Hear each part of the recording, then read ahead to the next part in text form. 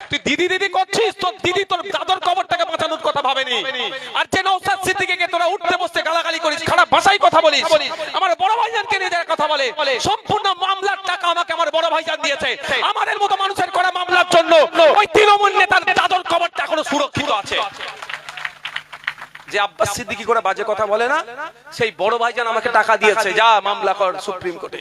আমি মামলা করেছিলাম বলে ওই তৃণমূল নেতার বাপের কবরটা এখনো সুরক্ষিত আছে, নালে মদের ফ্যাক্টরি করে দিত তৃণমূলের আমলে এই বিজেপি সরকার নিয়ে। আর ওরা বড় বড় কথা বলে দিদি বাঁচাবে, প্রতিটা জায়গায় যেখানে যেখানে দিদি সব দায়িত্ব নিয়েছে সেটাই ডুবিয়েছে। একটা জায়গা আপনি বলুন যে একটা জায়গায় দিদি সত্যিকারের কথা দিয়ে কথা রেখেছে, একটা জায়গার কথা বলুন, একটা জায়গায় বলুন তার রাজনৈতিক ইতিহাসে তিনি কথা দিয়ে কথা রেখেছেন, পারবেন? একটা জায়গা আছে, ফ্রন্টে নিয়ে এসে বিজেপিকে লড়াই করব, এটা উনি মিলিয়ে দিয়েছেন।